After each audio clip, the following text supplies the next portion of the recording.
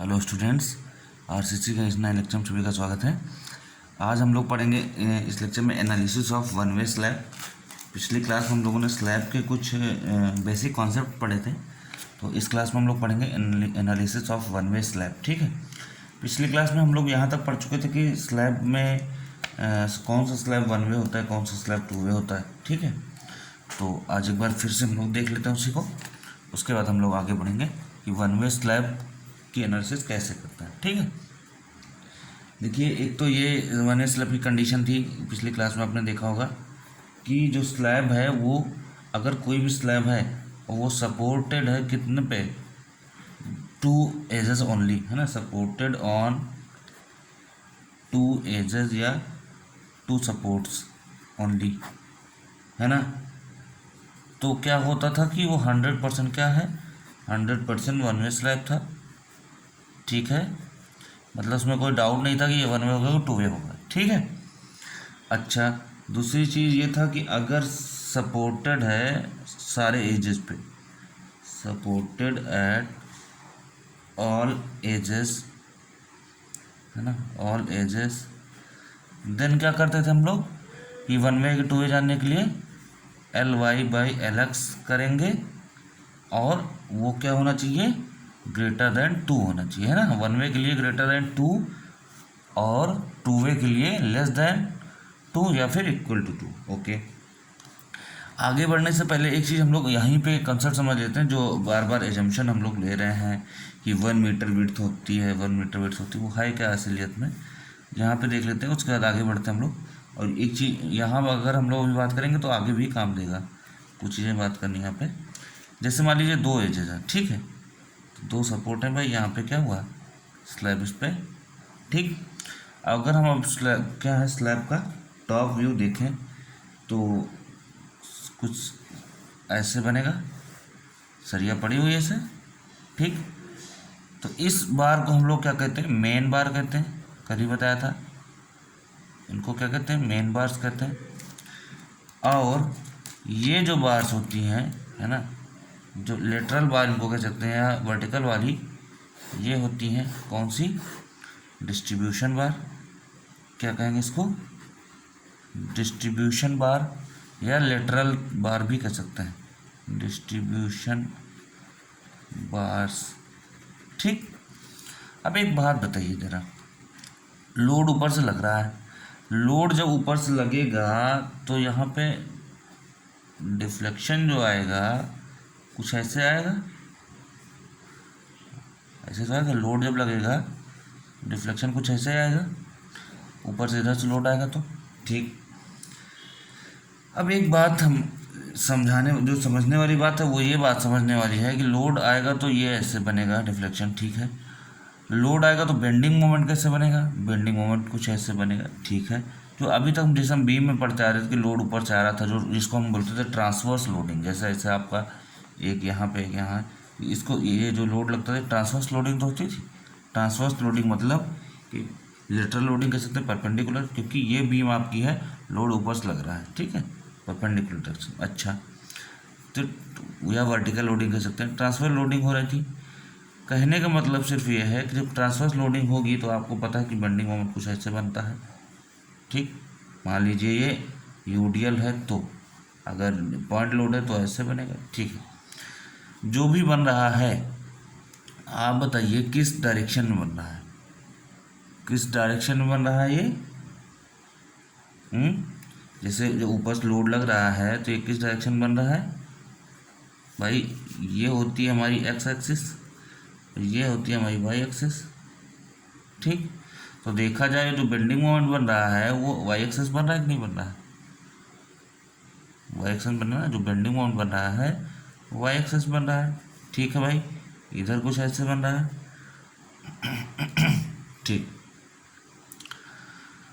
अब ये जो कुल मिला के कहने का मतलब है, ये जो हॉरिजॉन्टल वाली जो मेन बार्स हैं वो जो है मोमेंट देती हैं, कौन सी देती हैं, मोमेंट इन वाई डायरेक्शन। कौन सा मोमेंट देंगी, मोमेंट इन वाई एक्सिस। ठीक, अब आप कहोगे ये तो जो है सरिया जो है ये उसमें लगी है एक्स एक्सिस पे, तो वाई एक्सिस कैसे देगी, हाँ, वाई एक्सिस पे देगी क्योंकि ट्रांसवर्स लोडिंग है, ठीक है। और जो एक्स वाली है, जो डिस्ट्रीब्यूशन बार है, ये हमको बेंडिंग मोमेंट देगी कौन सी, एक्स एक्सिस की, M X about X axis, ठीक। Moment about X axis, transverse loading है, ध्यान से देखिए, ये आपका एक्स एक्सिस है, ये वो वाई एक्सिस, तो वाई के अबाउट हो रहा है मोमेंट जो लिया जा रहा है, किसके हो रहा है, वाई के अबाउट।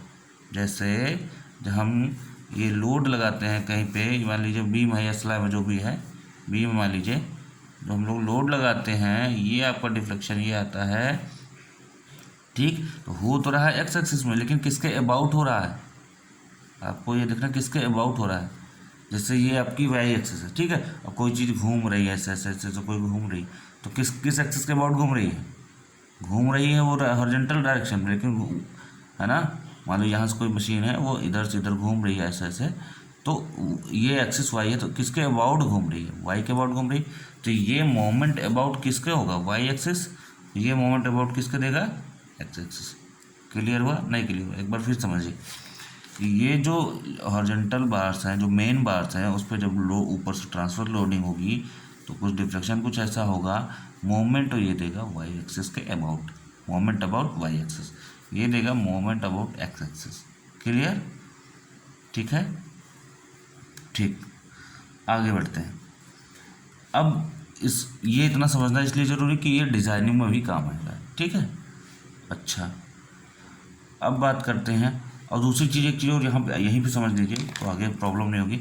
अगर ये जो मेन बार्स हैं जो एक्स एक्सिस में लगी हुई हैं, वो मोमेंट दे रही हैं अबाउट वाई एक्सिस की, लेकिन सरिया किस में लगी हैं, एक्स एक्सिस में, मीन्स अगर हमें एस टी निकालना होगा तो एस टी किस एक्सिस का देगा, है तो वाई एक्सिस में, moment about Y axis, S T सरिया किस एक्सिस में लगा है, एस टी देगा एक्स एक्सिस की।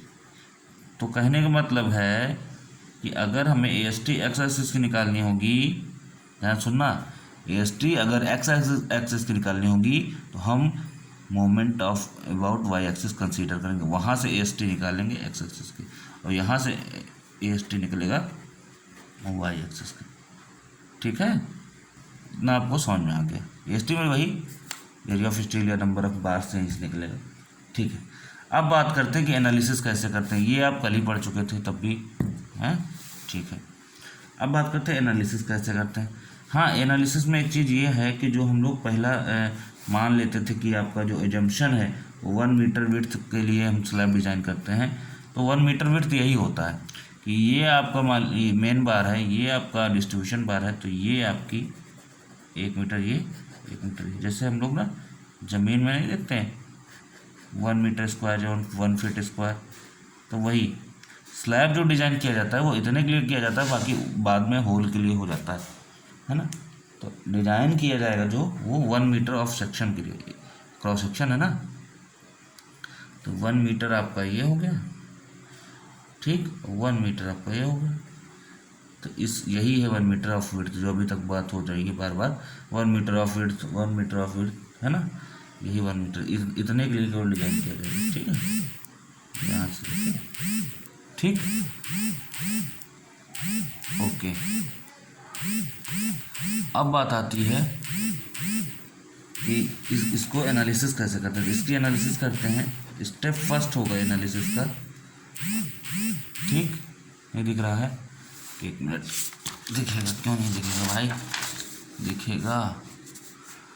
स्टेप फर्स्ट एनालिसिस का स्टेप फर्स्ट होगा हमारा, ध्यान से देखिए, स्टेप फर्स्ट होगा कि स्लैब किसके लिए डिज़ाइन किया जाता है, स्लैब इज डिजाइंड फॉर, तो आपको पता ही है जंक्शन होता है 1 metre into 1 metre of section, ठीक, 1 मीटर विड्थ होगी। स्टेप 2 जो रहेगा, आप क्या करेंगे, क्या कैलकुलेट करेंगे, कैलकुलेट लोड, जो इस 1 मीटर क्रॉस सेक्शन पर लोड लगेगा, इस पर जो लोड लगेगा वही हम क्या करें, कैलकुलेट करेंगे, calculate load over 1 metre into 1 metre area, ठीक।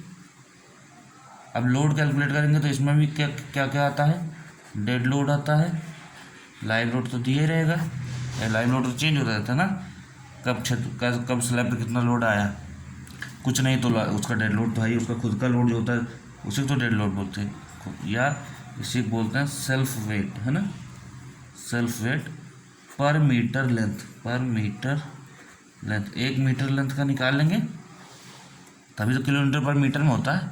ठीक है, कैसे होता है, 25 इंटू बी इंटू डी, ये आपको पता है। ठीक, यहाँ से निकल आएगा। ठीक है, वो भी किस में आएगा, किलोमीटर पर मीटर में आएगा। अच्छा, ये निकल आएगा यहाँ से डेड लोड। ठीक, लाइव लोड आपको दिया रहेगा, लाइव लोड गिवन होगा, गिवन दिया रहेगा। ठीक, तो आप टोटल लोड निकाल लेंगे। ठीक है, ध्यान से कि टोटल लोड निकाल लेंगे, डब्लू बराबर यहाँ पे क्या हो जाएगा, dead load plus live load. ठीक, या इसी को इम्पोज लोड बोलते हैं। ठीक है, यहाँ से ये आ जाएगा। उसके बाद हम लोग क्या करते हैं, याद करिए, एलएसएम में क्या करते हैं, अगर डब्ल्यूएसएम होगा तो सिर्फ यहीं से काम चला लेंगे, लेकिन एलएसएम होगा तो क्या होगा, फैक्टर लोड निकालेंगे। फैक्टर लोड क्या होता है, 1.5 इंटू डब्ल्यू होता है, जो टोटल लोड निकल गया है। स्टेप थर्ड है, स्टेप थर्ड क्या है, एनालिसिस में हम लोग याद करिए, बीम में भी एनालिसिस में हम लोग एमओआर ही निकालते थे, बेंडिंग मोमेंट। यहाँ भी वही निकालेंगे। तो क्या निकालेंगे, step third bending moment. Bending moment क्या होता है इस केस में, अगर यूडीएल है तो पर मीटर लेंथ है तो WL²/8, जो 1.5 डब्ल्यू आया, फैक्टर लोड आया है 1.5 डब्ल्यू जो आया है इतना, इंटू L इफेक्टिव²/8। ठीक, देखिए यहीं से निकल तो आएगा, यहीं से बेंडिंग मोमेंट हमारा, लेकिन इस पूरे खेल में सब कुछ देखो, ये बीम की तरह है, ये भी बीम की तरह है। यहाँ बस एक ही चेंज है, वो है L इफेक्टिव। यहाँ WL²/8 की जगह WL इफेक्टिव² आएगा। L इफेक्टिव आपको पता है, where L effective is equal to, कल हमने पूरी क्लास इसी पे चर्चा किया था L इफेक्टिव पे, L0 प्लस डी और L0 प्लस डब्ल्यू, जो इनमें मिनिमम होगा। ये डब्ल्यू क्या है, width of support, width of support याद होगा, कल कराया था। सिंपली सपोर्टेड के केस में क्या होगा, अगर ये ऐसा है, ठीक है, तो ये आपका डब्ल्यू होगा। ठीक, क्लियर। ये अंदर वाला क्या होगा, L0 होगा। L0 क्या है, क्लियर स्पान होता है। ठीक है, L0 क्या होगा, क्लियर स्पान होगा। ठीक, इन दोनों जो मिनिमम होगा वो L इफेक्टिव आ जाएगा। कुल मिला कुछ नहीं करना, सिर्फ इतना L इफेक्टिव निकालना है, WL²/8 से रख देना है। अगर फैक्टर लोड है तो 1.5 WL²/8 बेंडिंग मोमेंट आ जाएगा। तो ये आपका यही एनालिसिस हो जाती है इसकी स्लैब की। बहुत ईजी एनालिसिस है, कोई दिक्कत नहीं। कुल मिला के बेंडिंग मोमेंट निकालना है। डेड लोड आप पहले जानते हो कैसे निकाल जाता है, लाइव लोड पहले जानते हो कैसे निकाल जाता है, WL²/8 करके बेंडिंग मोमेंट निकाल लेना है। ठीक, बस अर्थ यहाँ पे क्या रखना है कि जो विड्थ है वो क्या रखनी, 1 मीटर। मतलब यहाँ पे जो 25 BD हम रखेंगे, तो यहाँ पर हम रखेंगे 25 इंटू 1 इंटू डी। मान लीजिए अभी डी दिया होता 1250 mm, मान लीजिए कैपिटल डी दिया होता ओवरऑल डेप्थ 1250 mm, तो हम रखते हैं यहाँ पे 25 इंटू 1 इंटू कितना होता है 1.25, यहाँ मीटर में होता है ना। ठीक है, अगर 1000 होता तो 1 यहाँ पर रखते हैं, अगर 700 होगा 0.7 रख देते हैं। ठीक है, तो यहाँ पे ऐसे निकलेगा। सिर्फ यहाँ पे इतना ही देखना है कि इस बी की वैल्यू क्या रखना है, 1 मीटर। ठीक है, तो स्लैब आराम से एनालिसिस हो जाएगी। ठीक, अब हम बात करते हैं स्लैब की डिज़ाइनिंग के बारे में। ठीक है, अब हम बात करते हैं स्लैब की डिज़ाइनिंग के बारे में। तो design of one way slab. ठीक, डिज़ाइन ऑफ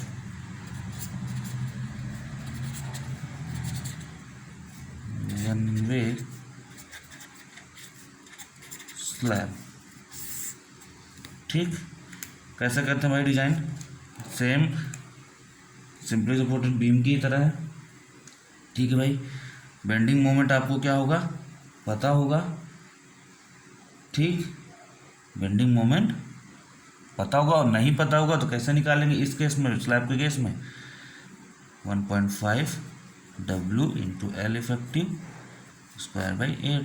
या तो आपको निकालना पड़ेगा, एल इफेक्टिव वगैरह दिया रहेगा, W दिया रहेगा, डेरियर निकालना पड़ेगा, यहाँ से निकालेंगे। और या फिर क्या होगा, और क्या होगा, गिवन होगा। ठीक, ओके।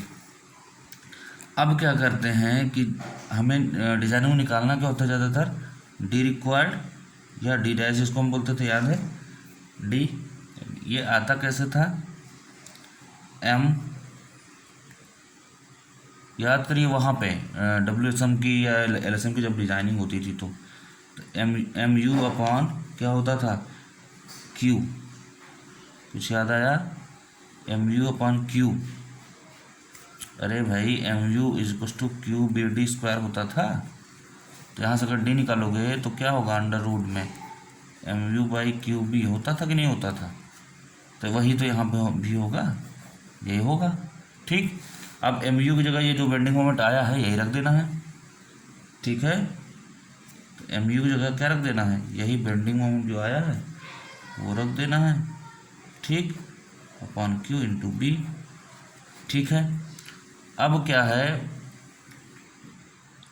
जो भी आएगा बेंडिंग मोमेंट वो अपॉन क्यू की जगह हम लोग क्या रखते थे, याद है LSM में क्यू की जगह हम लोग क्या रखते थे, मान लीजिए FE 415 की बात है, FE 415 के लिए याद होगा आपको क्यू की वैल्यू होती थी 0.138 FCK। क्यों होता था इतना, क्योंकि याद होगा आपको MU बराबर होता था या MU लिम बराबर होता था, क्योंकि लिमिटेड सेक्शन के लिए डिजाइन करते थे। MU लिम होता था बीम के केस में 0.138 FCK BD स्क्वायर होता था, तो वही चीज़ है। ठीक, तो यहाँ 0.138 FCK, ठीक, इंटू बी तो है ही है। ठीक, चाहे आप ऐसे निकाल लें, चाहे कुछ नहीं, आपको पता है कि MU बराबर MU लिम बराबर इतना होता है, तो यही MU जो आपका ये बेंडिंग मोमेंट निकल के आएगा उसको MU बराबर रख देना है।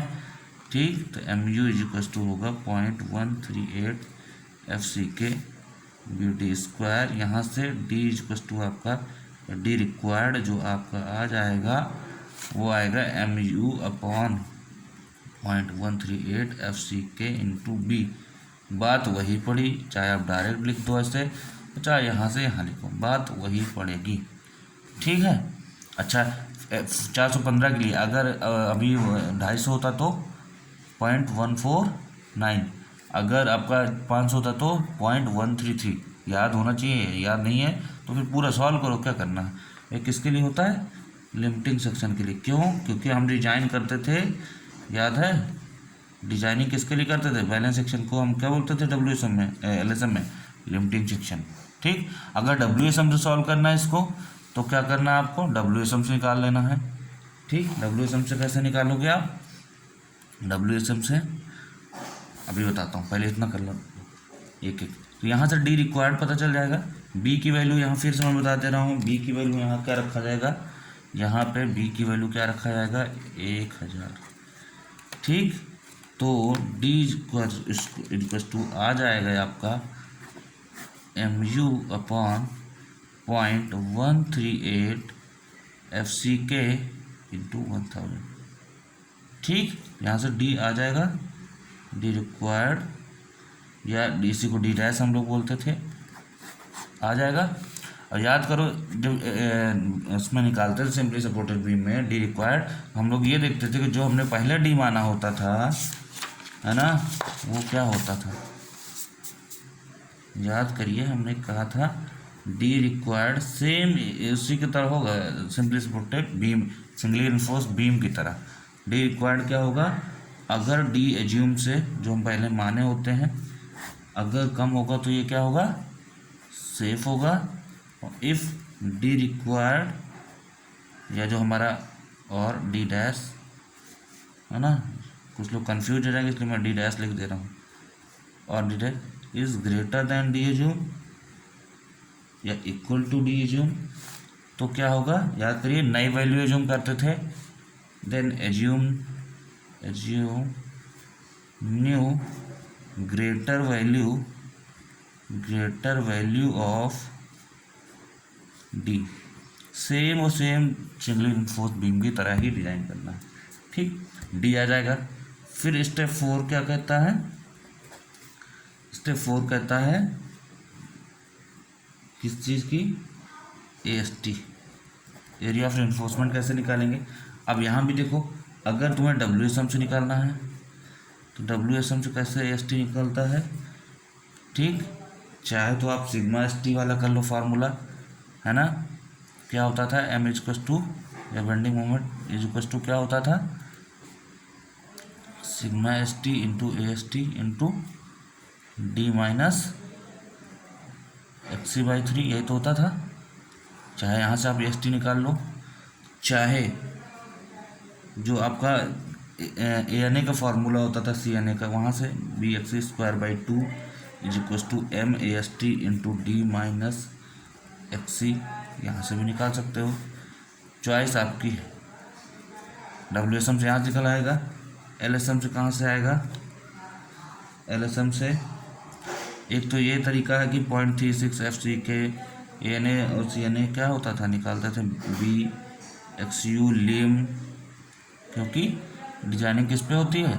यहाँ देखो XC लिखा मैंने, XA नहीं लिखा है। ठीक है, ठीक। XU lim is equal to 0.87 FY AST। यहाँ से चाहे तो AST निकाल लो, AST आ जाएगा। ठीक, और चाहे आप AST बराबर वहाँ से निकाल लो, कहाँ से?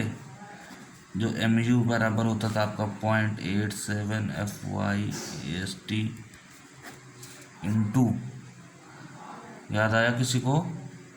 0.87 FY AST तो हो गया हमारा क्या, आपका फोर्स, है ना। इंटू क्या होता था हमारा?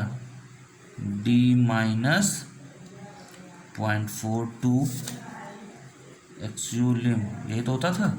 यहाँ से भी निकाल सकते हैं।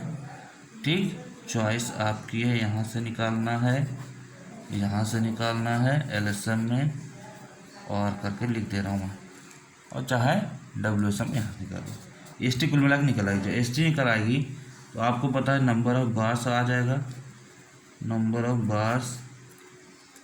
ठीक, नंबर ऑफ बार्स में भी, ठीक है, क्या करना है आपको? N इज इक्वल टू क्या होता है? AST अपॉन भाई AST बराबर क्या होता है? N इंटू π/4 φ², यही तो होता है। यहाँ से N क्या आएगा?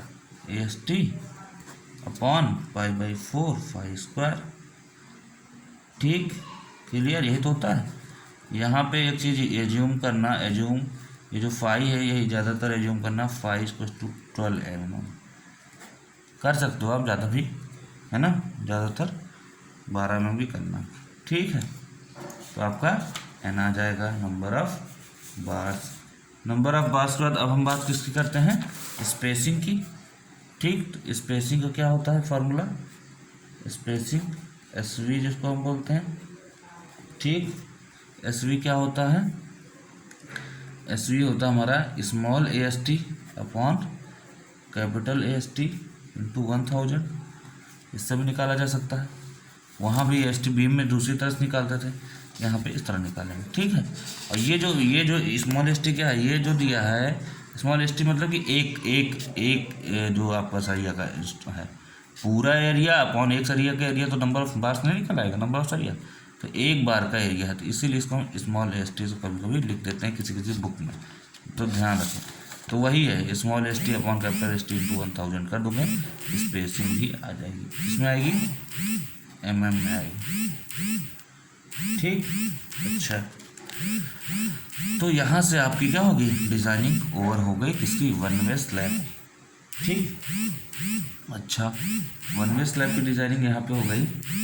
अब हम लोग जो है नेक्स्ट वीडियो में पढ़ते हैं टू वे स्लैब की डिजाइनिंग। ठीक, टू वे स्लैब की डिजाइनिंग हम लोग नेक्स्ट वीडियो में पढ़ेंगे, और वन वे स्लैब का न्यूमेरिकल भी पढ़ेंगे। ठीक है, तो ठीक है, यहाँ से आपका डिजाइनिंग हो जाएगा। देखिए इजी डिजाइनिंग है, सेम बीम की तरह डिजाइनिंग है। कैसे? आपको क्या करना है? बेंडिंग मोमेंट निकालना है, ये तो दिया हुआ रहेगा क्वेश्चन में। फिर उसके बाद क्या करना है आपको, वही ये वाला फार्मूला लगा के जो बेंडिंग मोमेंट आया उसको एम यू के बराबर रखिएगा। कितना होता है समथिंग, मान लो 138 किलो न्यूटन मीटर, तो 138 इंटू 10⁻6 हो जाएगा, है ना, जो भी है इंटू 10⁻6।